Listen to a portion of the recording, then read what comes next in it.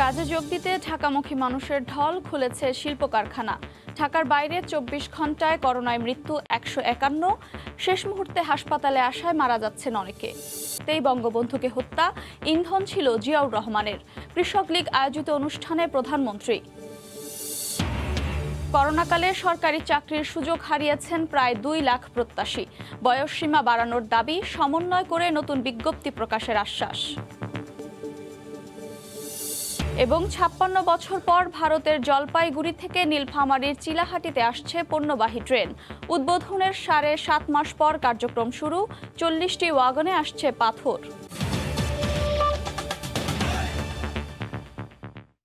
সময় সংবাদের সঙ্গে আছি আমি আফরোজা মৌটুসী। শোকাবহ আগস্টের মাসব্যাপী কর্মসূচিতে কৃষক লীগ আয়োজিত অনুষ্ঠানে গণভবন থেকে ভার্চুয়ালি যুক্ত হয়ে কথা বলছেন প্রধানমন্ত্রী শেখ হাসিনা। সরাসরি যাচ্ছি সেখানে। আমাদের যে উন্নয়নের গতিধারাটা, এটা হয়তো আমরা আরও অব্যাহত রাখতে পারতাম যদি করোনা নামক এই মহামারীটা না দেখা দিত।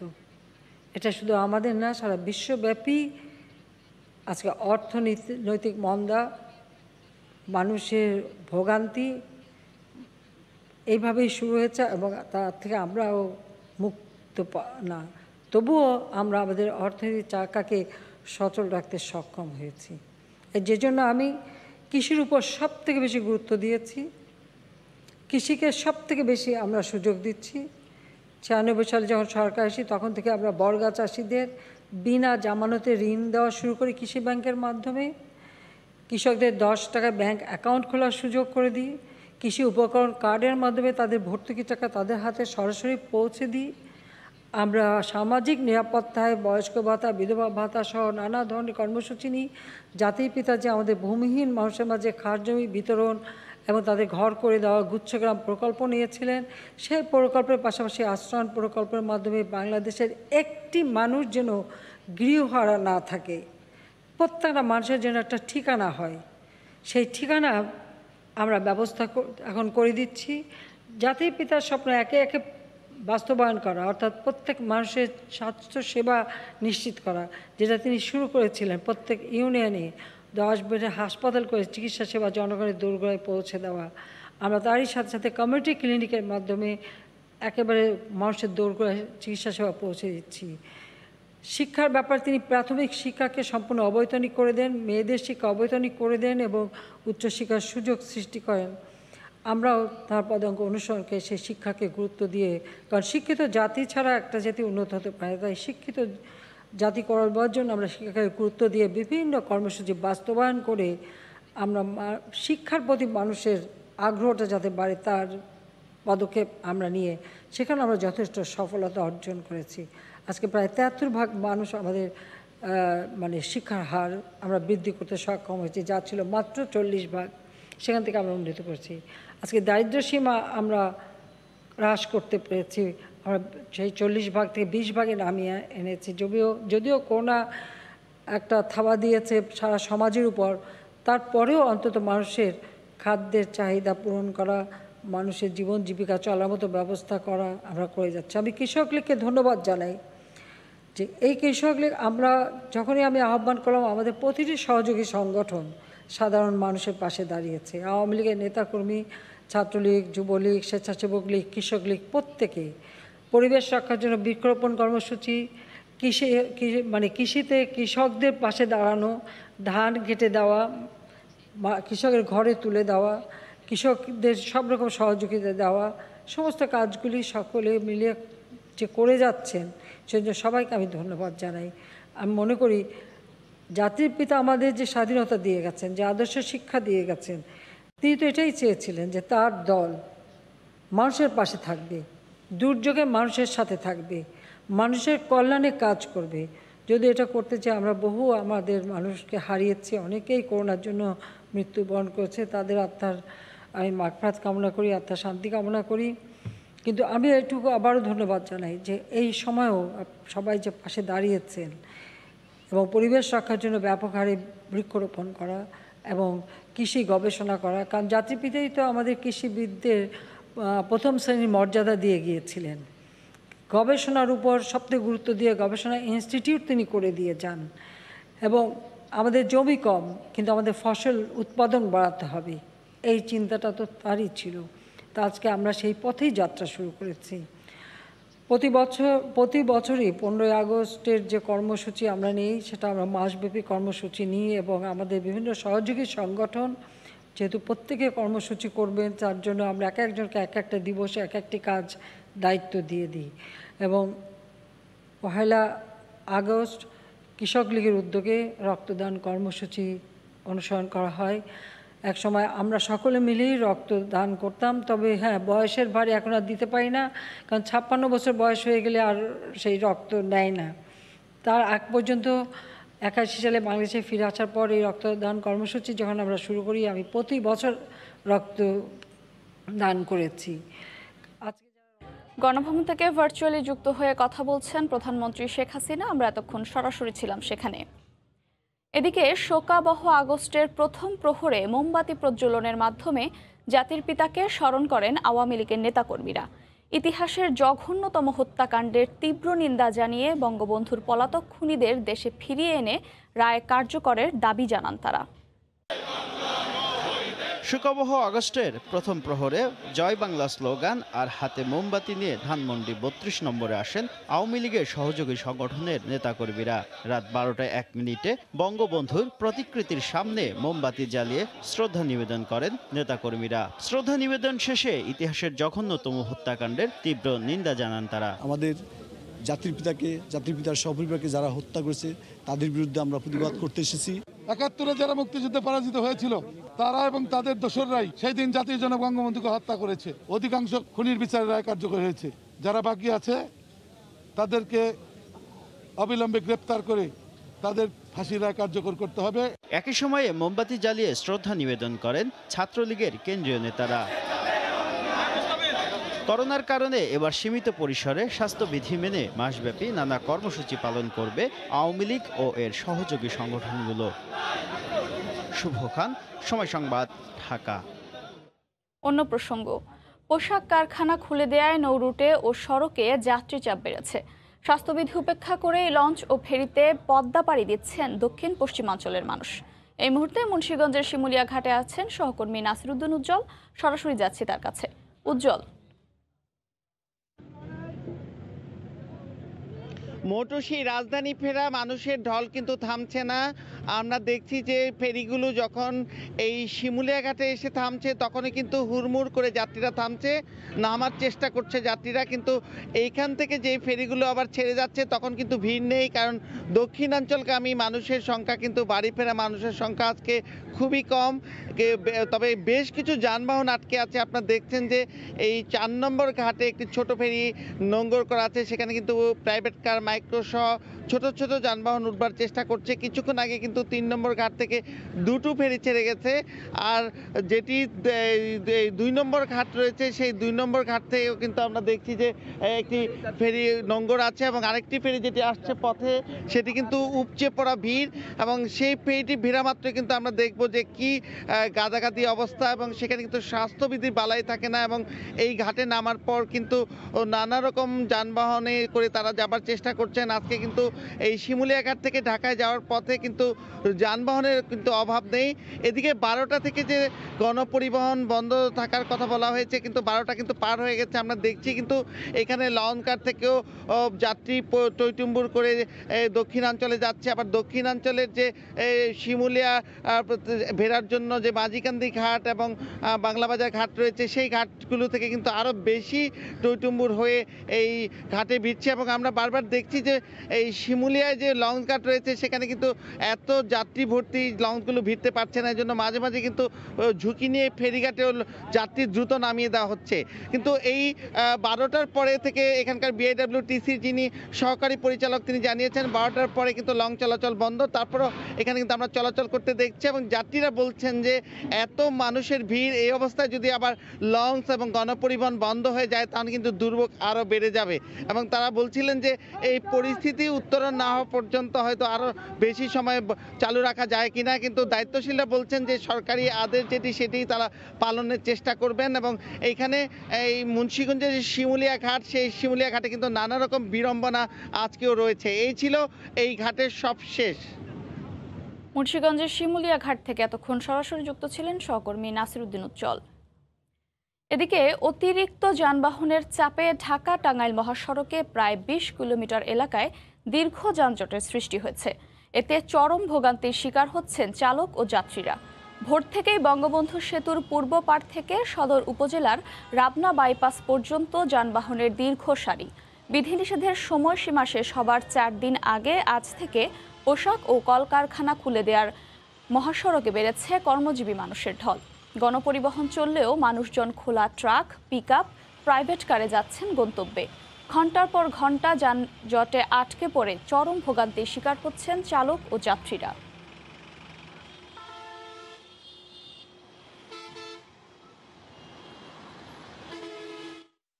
কষ্ট না, কালকে 7টা বাজে গাড়িতে উঠছি, এখনো রাস্তায় দিকে দিকে দিকে দিকে করে আসতে আছি।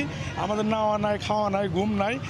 এবং ফ্যাক্টরি থেকে নির্দেশনা দিচ্ছে যে যারা রবিবার দিন ডিউটি না করতে পারবে তাদের জন্য চাকরি থাকবে না। হঠাৎ করে শুক্রবারে নোটিশ দিচ্ছে যে 1 তারিখ থেকে অফিস খোলা। এখন তো নানান ভোগান্তির ভিতর দিয়ে যাচ্ছি আমরা। এদিকে 12 দিন বন্ধ থাকার পর আবারও চালু হচ্ছে শিল্প ও কলকারখানা।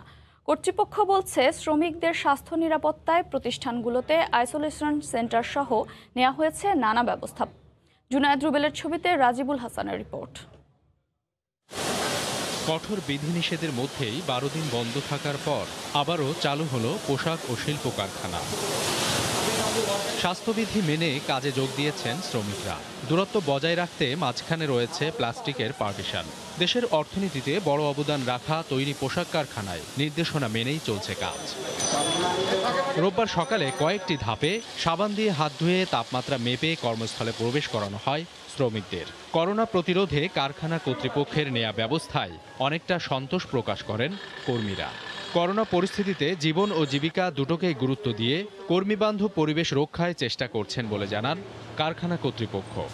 ফ্যাক্টরিতে বেতন নিয়ে আমরা সংসার চালাই, আমাদের সংসার চলে, বাপ মা সবাইকে চালাই। ফ্যাক্টরি বন্ধ থাকলে আমরা চলবো কীভাবে? কারখানা খোলা থাকলে আমাদের সবার জন্যই ভালো, আমাদের তো কোনো অসুবিধা হচ্ছে না, আমরা সবাই কাজ করতেছি, অনেক কাজ করছি। আমাদের যে ব্যবস্থা কোম্পানি দিচ্ছে যা আমরা মানতেছি, এতে যদি আমরা এভাবে কাজ করি তাতে আমাদের কোনো সমস্যা হবে না মনে হয়। যদি কারো জ্বর বা টেম্পারেচার পাওয়া যায় তাহলে তাকে সঙ্গে সঙ্গে আমরা মেডিকেলে পাঠিয়ে দেওয়া হচ্ছে এবং সেখানে ডাক্তারের পরামর্শ মোতাবেক তাকে হোম আইসোলেশন অথবা আমাদের আইসোলেশন সেন্টারে তাকে পাঠিয়ে দেওয়া হয়, অথবা করোনার টেস্ট করার প্রয়োজন হলে তাকে আমরা করোনার টেস্ট করি। এদিকে নারায়ণগঞ্জেও প্রথম দিনে খুলে দেয়া হয়েছে বেশিরভাগ পোশাক কারখানা। বৃষ্টি ও বৈরী আবহাওয়া উপেক্ষা করে ফতুল্লার বিসিক শিল্পনগরী সহ বিভিন্ন এলাকার ছোট বড় কারখানায় লাখ লাখ শ্রমিক কাজে যোগ দেন। স্বাস্থ্য সুরক্ষা নিশ্চিত করতে নানা ব্যবস্থা নিয়েছে কারখানা কর্তৃপক্ষ। ফ্যাক্টরি চালু থাকলে আমাদের শিপমেন্ট যায়, আমরা ঠিকঠাক বেতন পাই। এছাড়া শিল্পাঞ্চল সাভার ও আশুলিয়াতেও কর্মস্থলে যোগ দিয়েছেন পোশাক ও শিল্প কারখানার শ্রমিক ও কর্মকর্তা কর্মচারীরা। সাবিত সারওয়ার, সময় সংবাদ। গেল 2 মাসে রাজশাহী মেডিকেল কলেজ হাসপাতালে করোনা ও উপসর্গ নিয়ে মারা গেছেন 889 জন। সীমান্তবর্তী জেলা চাঁপাইনবাবগঞ্জ দিয়ে পুরো রাজশাহী অঞ্চলে ছড়িয়ে পড়ে ভারতীয় ডেল্টা ভ্যারিয়েন্ট। এতে রাজশাহী মেডিকেল কলেজ হাসপাতালে করোনায় আক্রান্ত রোগীর চাপ অসহনীয়। অনেক রোগী আক্রান্ত হবার পর ভর্তি না হয়ে সংকটাপন্ন অবস্থায় হাসপাতালে আসায় মারা যাচ্ছেন বলে জানান চিকিৎসকরা। বিস্তারিত সাইফুর রহমান রকির রিপোর্টে। স্বজন হারানোর কান্না। রাজশাহী মেডিকেল কলেজ হাসপাতালে প্রতিদিন করোনায় আক্রান্ত ও উপসর্গ নিয়ে মারা যাচ্ছেন অনেক মানুষ। প্রতিদিনই স্বজনদের আহাজারিতে ভারী হয়ে উঠছে হাসপাতাল প্রাঙ্গণ। গত 2 মাস ধরে করোনায় মৃত্যুর মিছিল শুধু দীর্ঘ হচ্ছে, যেন মৃত্যুপুরীতে পরিণত হয়েছে সরকারি এই হাসপাতালটি। শুরুটা হয়েছিল প্রায় 2.5 মাস আগে। চাঁপাইনবাবগঞ্জ সোনা মসজিদ স্থলবন্দর সীমান্ত দিয়ে ভারতীয় ডেল্টা ভ্যারিয়েন্ট ছড়িয়ে পড়ার পর রাজশাহী সহ আশেপাশের জেলাগুলোতে সংক্রমণের হার হুহু করে বাড়তে থাকে। শ্বাসকষ্ট, জ্বর, সর্দি কাশি সহ নানা শারীরিক সমস্যা নিয়ে দূরদূরান্ত থেকে রোগীরা ছুটে আসেন হাসপাতালে। অথচ করোনার প্রথম ঢেউয়ে বিভাগের মধ্যে সবচেয়ে নিরাপদ অবস্থানে ছিল রাজশাহী। বর্তমানে যা রেড জোনে পরিণত হয়েছে।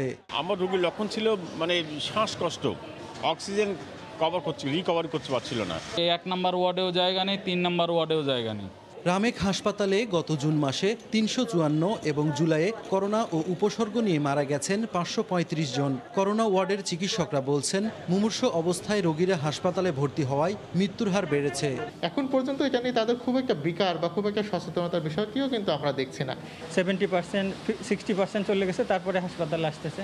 এই অবস্থায় চিকিৎসা করে অনেকের ক্ষেত্রে আর খুব বেশি ভালো করা যায় না। চিকিৎসক, নার্স, ওয়ার্ড বয় সবাই আমাদের সর্বাত্মক চেষ্টা করছি। তবে স্বাস্থ্যবিধি মেনে চলার পাশাপাশি টিকা গ্রহণে আগ্রহী হলে এ সংকট অনেকটাই নিয়ন্ত্রণে আসবে বলে মনে করেন হাসপাতালটির পরিচালক। সচেতন হতে হবে, স্বাস্থ্যবিধি মানতে হবে, ভিড় এড়িয়ে চলতে হবে। এটা না করলে আমরা কিন্তু এই করোনার হাত থেকে সহজে মুক্তি পাবো না। রাজশাহী মেডিকেল কলেজ হাসপাতালের করোনা ওয়ার্ডে 513 শয্যার বিপরীতে রোগী ভর্তি আছেন 433 জন। আর 20টি আইসিইউর সবকটিতেই মুমূর্ষু অবস্থায় রোগীরা চিকিৎসা নিচ্ছেন। সাইফুর রহমান রকি, সময় সংবাদ, রাজশাহী। 24 ঘন্টায় করোনা ও উপসর্গ নিয়ে ঢাকার বাইরে মারা গেছেন 151 জন। এর মধ্যে ময়মনসিংহে সর্বোচ্চ 21 জন। সবশেষ খবর জানাতে এই মুহূর্তে ময়মনসিংহ মেডিকেলের সামনে আছেন সহকর্মী হারুনুর রশিদ। সরাসরি যাচ্ছি তার কাছে। হারুন। ময়মনসিংহ মেডিকেল কলেজ হাসপাতালের করোনা ইউনিটে মৃত্যুর মিছিল কিন্তু থামছেই না। প্রতিদিনই সংখ্যা বাড়ছে মৃত্যুর, এবং করোনা ওয়ার্ডে মৃত্যুর পর যে আহাজারি সেটি কোনোভাবেই থামানো যাচ্ছে না। গত 24 ঘন্টায় ময়মনসিংহ মেডিকেল কলেজ হাসপাতালের যে করোনা ইউনিট রয়েছে সেখানে 21 জনের মৃত্যু হয়েছে। এর মধ্যে ময়মনসিংহ জেলারই 16 জন, 2 জন টাঙ্গাইল জেলার, 2 জন জামালপুর জেলার এবং 1 জন গাজীপুর জেলার রোগী ছিলেন বলে আমরা জানতে পেরেছি হাসপাতাল সূত্রে। তো এই আমরা হাসপাতালে যেটি দেখছি এটি হচ্ছে আসলে মানুষের, বিশেষ করে রোগীদের প্রচুর চাপ প্রতিদিনই সেই প্রতিদিনের রেকর্ড রোগীর ভঙ্গ করছে। বর্তমানে এই করোনা ইউনিটে 528 জন রোগী ভর্তি আছেন 230টি আসনের বিপরীতে, এবং এটি হচ্ছে এ যাবৎকালে সবচেয়ে বেশি রোগী। এর চেয়ে বেশি রোগী এর আগে কখনোই হাসপাতালের করোনা ইউনিটে ভর্তি ছিল না। এই বিপুল সংখ্যক রোগীর চাপ সামাল দিতে হাসপাতাল কর্তৃপক্ষকে হিমশিম খেতে হচ্ছে, এবং এখন যে সমস্ত রোগীরা আসছেন বেশিরভাগ রোগী মুমূর্ষু রোগী এবং তাদের আইসিইউ সুবিধা দরকার হয়, কিন্তু এখানে মাত্র 22টি আইসিইউ বেড আছে। সেই 22টি আইসিইউর বেডই আজকে আমরা যে খবর পেয়েছি পরিপূর্ণ রয়েছে। এছাড়াও আরও 24টি আইসিইউ সমমানের বেড রয়েছে, এগুলোতে হাই ফ্লু নেজাল ক্যানুলা দিয়ে রোগীদের অক্সিজেন সরবরাহ করা হয়ে থাকে। তারপরেও কিন্তু সেই মুমূর্ষু রোগীদের যে চাহিদা, চাপ সেটি সামাল দেওয়া যাচ্ছে না। হাসপাতাল কর্তৃপক্ষ এবং রোগীদের সাথে কথা বলে আমরা যেটি জানতে পেরেছি যে এই সেবাগুলো জরুরি আইসিইউ সেবা বা হাই ফ্লু নেজাল ক্যানুলা দিয়ে যে 24টি বেড রয়েছে সেখানে সেবা নিতে আগে থেকে সিরিয়াল দিতে হয়, এবং সিরিয়াল নিয়েই আসলে চিকিৎসা দিতে হয়, এবং এই সিরিয়াল পেতে পেতে অনেক রোগীর অবস্থা খারাপ হয়ে যায়। এবং আরেকটি বিষয় আমি যদি বলি সেটি হচ্ছে যে ময়মনসিংহ মেডিকেল কলেজ হাসপাতালে বর্তমানে 528 জন রোগী ভর্তি আছেন, এবং গত 24 ঘন্টায় 94 জন নতুন রোগী ভর্তি হয়েছেন এবং সুস্থ হয়ে বাড়ি ফিরে গেছেন 50 জন। এছাড়া ময়মনসিংহ বিভাগের সংক্রমণের কথা যদি একটু বলি, সংক্রমণও কিন্তু বাড়ছে। গত 24 ঘন্টায় 1119টি নমুনা পরীক্ষায় ময়মনসিংহ বিভাগের 4 জেলায় 591 জনের দেহে করোনা ভাইরাসের উপস্থিতি পাওয়া গেছে, এবং শনাক্তের হার 27.89। তো এখন আমরা যে জায়গাটিতে আছি এখানে কিন্তু করোনা টেস্ট হয়, প্রচুর মানুষজন এখানে টেস্টের জন্য প্রতিদিনই আসেন। তো এই ছিল আমার কাছে ময়মনসিংহ মেডিকেল কলেজ হাসপাতাল থেকে করোনা পরিস্থিতি সর্বশেষ। ময়মনসিংহ মেডিকেলের সামনে থেকে সেখানকার করোনা পরিস্থিতির খবর জানাচ্ছিলেন সহকর্মী হারুনুর রশিদ। গেল বছর দেশে করোনা সংক্রমণের পর থেকে সংকুচিত চাকরির বাজার। 2 বছরে সরকারি চাকরিতে প্রবেশের বয়স হারিয়েছেন প্রায় 2 লাখ চাকরি প্রত্যাশী। এই অবস্থায় বয়স বাড়ানোর দাবি ভুক্তভোগীদের। জনপ্রশাসন মন্ত্রণালয় জানিয়েছে, করোনাকালের ক্ষতি পুষিয়ে নিতে বয়স সমন্বয় করে নতুন চাকরির বিজ্ঞপ্তি প্রকাশ করা হবে। শাকির আহমেদের রিপোর্ট। বিশ্ববিদ্যালয় থেকে স্নাতকোত্তর শেষ করার পর থেকেই সরকারি চাকরির খোঁজে পড়াশোনা করছেন আহমেদ রুবেল। 2020 সাল ছিল তার সরকারি চাকরিতে প্রবেশের শেষ বছর, কিন্তু করোনা সংক্রমণের কারণে সে বছর মার্চ থেকে কোনো চাকরির পরীক্ষা অনুষ্ঠিত না হওয়ায় তার দীর্ঘদিনের আশা এখন গুড়ে বালি। 2 বছরের ভিতরেই কোনো পরীক্ষা হলো না, শুধুমাত্র 41তম বিসিএস দিয়েছি। তো এমন যখন 2021 সাল চলে আসলো তখন আমার বয়সটা শেষ হলো। শাসন জোটের কথা বিবেচনা এবং কোভিড-19-এর কারণের জন্য হলেও আমাদের সরকারি চাকরিতে প্রবেশের বয়স এখন বাড়ানো অত্যন্ত যৌক্তিক। শুধু রুবেলই নন, গত বছর দেশে করোনা সংক্রমণের সময় যাদের বয়স 28 বছর কিংবা তার চেয়ে বেশি ছিল তারা সবাই সরকারি চাকরিতে প্রবেশের বয়স হারিয়েছেন। করোনার কারণে আমাদের অলরেডি 2-3 বছর চলে যাচ্ছে। এই ক্ষতিটা পুষিয়ে দেওয়ার জন্য আমাদের চাকরির বয়সটা বাড়িয়ে দেওয়া হোক। ন্যূনতম আমাদের তো এখন 35, এটা যৌক্তিক সময়ের একদম যৌক্তিক দাবি। বর্তমান পরিস্থিতিতে নিয়োগ পরীক্ষা নেওয়া সম্ভব না হলেও নিয়োগ বিজ্ঞপ্তি চালু রাখলে চাকরি প্রত্যাশীদের করোনাকালীন ক্ষতি পুষিয়ে নেওয়া সম্ভব বলে মত শিক্ষাবিদদের। তাদের সেই শূন্য পদগুলো বিজ্ঞাপন দিয়ে দিবে, যখন পরিস্থিতি স্বাভাবিক হবে তখন যেই বয়সী হোক না কেন, আবেদনকালীন সময়ে যে সময়সীমা ছিল সেটি যদি তাদের ঠিক থাকে, অতএব এটা 2-3 বছর পরেও যদি সেই পরীক্ষা অনুষ্ঠিত হয় তারা সেই পরীক্ষায় ডাক পাবেন। বয়স সমন্বয় করেই নতুন চাকরির বিজ্ঞপ্তি প্রকাশ করা হবে বলে জানিয়েছেন জনপ্রশাসন প্রতিমন্ত্রী। এরকম মনে করেন যে গত ফেব্রুয়ারিতে যে অ্যাডভার্টাইজমেন্টটা হওয়ার কথা ছিল, সেই ফেব্রুয়ারির 25 তারিখে যে অ্যাডভার্টাইজমেন্ট হওয়ার কথা ছিল, সেই ফেব্রুয়ারি 25-এ 30 বছর ধরে আমরা সেই অ্যাডভার্টাইজমেন্ট হয়তো সেপ্টেম্বরে দেব অথবা নভেম্বরে দেব, বয়সটা যাতে করে তারা মেকআপ করে নিতে পারে। এছাড়া দেশের মানুষের গড় আয়ু ও অবসর গ্রহণের বয়সসীমা বাড়ার কারণে চাকরিতে প্রবেশের বয়সসীমা বৃদ্ধিও যৌক্তিক বলছেন শিক্ষাবিদরা। শাকির আহমেদ, সময় সংবাদ, ঢাকা। সময় সংবাদে আরও থাকছে, অস্ট্রেলিয়ার বিপক্ষে টি-20 সিরিজ সামনে রেখে অনুশীলনে বাংলাদেশ দল, নিজেদের ঝালিয়ে নিতে নামবে অজিরাও। দীর্ঘ 56 বছর বন্ধ থাকার পর ভারতের জলপাইগুড়ি থেকে 2368 মেট্রিক টন পাথর বোঝাই করে নীলফামারীর চিলাহাটিতে আসছে ট্রেন। এই পণ্য পরিবহনের মধ্য দিয়ে ভারত ও বাংলাদেশের বাণিজ্যিক সম্পর্ক আরও সুদৃঢ় হলো। দুপুরে 40টি পণ্যবাহী ওয়াগন নিয়ে ট্রেনটি নিউ জলপাইগুড়ি হলদিবাড়ি হয়ে চিলাহাটি পৌঁছানোর কথা রয়েছে। এক একটি ওয়াগনে 59.21 মেট্রিক টন পাথর রয়েছে। চিলাহাটি স্টেশন কর্তৃপক্ষ জানায় 40টি ওয়াগনের মধ্যে 20টি সৈয়দপুর স্টেশনে ও 20টি নোয়াপাড়া স্টেশনে আনলোড করা হবে।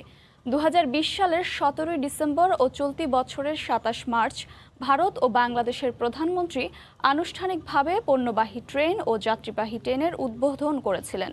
উদ্বোধনের 7.5 মাস পর শুরু হলো এর কার্যক্রম। এ পর্যায়ে শীর্ষ সংবাদ জানিয়ে দিচ্ছি আরেকবার। কাজে যোগ দিতে ঢাকামুখী মানুষের ঢল খুলেছে শিল্প কারখানা। ঢাকার বাইরে 24 ঘন্টায় করোনায় মৃত্যু 151, শেষ মুহূর্তে হাসপাতালে আসায় মারা যাচ্ছেন অনেকে। বাধাগ্রস্ত করতেই বঙ্গবন্ধুকে হত্যা, ইন্ধন ছিল জিয়াউর রহমানেরও। কৃষক লীগ আয়োজিত অনুষ্ঠানে প্রধানমন্ত্রী। এবং করোনাকালে সরকারি চাকরির সুযোগ হারিয়েছেন প্রায় 2 লাখ প্রত্যাশী। বয়সসীমা বাড়ানোর দাবি, সমন্বয় করে নতুন বিজ্ঞপ্তি প্রকাশের আশ্বাস। এই ছিল এখনকার মতো, সঙ্গে থাকুন সময়ের।